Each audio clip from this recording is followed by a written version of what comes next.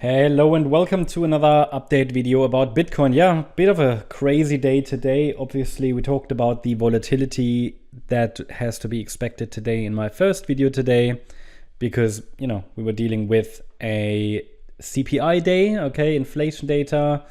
Didn't really deviate from the forecast, so movements were minimal.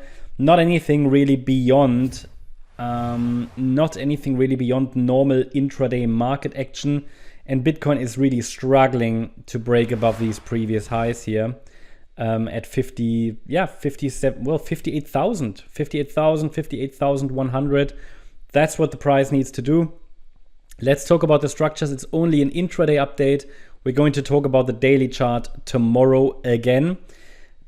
Let's talk about the bigger picture still, though, a little bit, just zooming out a little bit, not the daily chart, but just zooming out. Idea is still that in the yellow count, we could be in a fourth wave.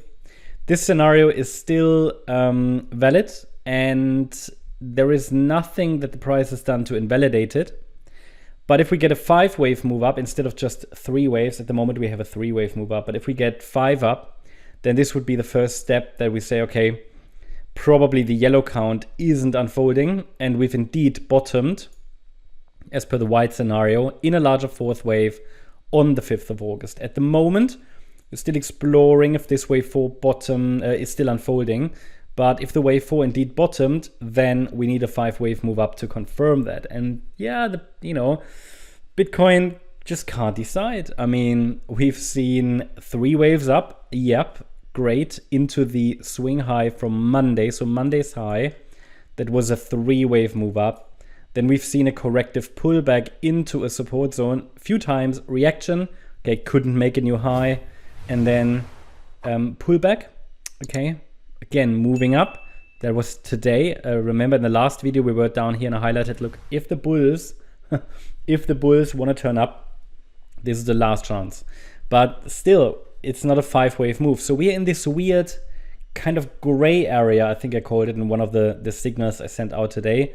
In this weird gray area where the yellow count is becoming a little bit less likely because the bears can't really follow through here. But also the white count isn't really confirmed. Yeah. So, and obviously if you think, okay, the white count confirmed, why do you need to wait for all the movements? Isn't it over then?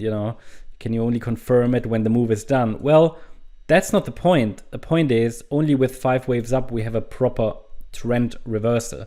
This is pretty much only the start of it. So if we get these 5 waves up, then this would be the start of the 3rd wave. And the 3rd wave itself is a 5-wave move. So this here would only be the first wave of that 3rd wave. We would then watch for a pullback, which could actually be a nice long trade opportunity. And then the 3rd of the 3rd wave could follow next. 4, 5. So, or it would be, which is actually probably what's happening, not a 1-2, but an A, B, and we just get a C wave up, which could also be an impulse. So I don't want to get into too much detail, but basically it's an A, B, C probably because the entire white wave count is a diagonal pattern, okay? Because this initial rally from the 5th of August low was a 3-wave move only. So we can watch for that, but I need the 5 waves. That means I need to see a break above 58,100. Let's zoom in again. And until I see that, the yellow count is highly likely. It just hasn't clearly broken upside momentum. That's why we have the support zone on the chart. I mean, the price reacted several times now to this support zone, but I need to see a break below 55,320 to clearly confirm that we're heading to the downside. And that Bitcoin has topped here in yellow wave B.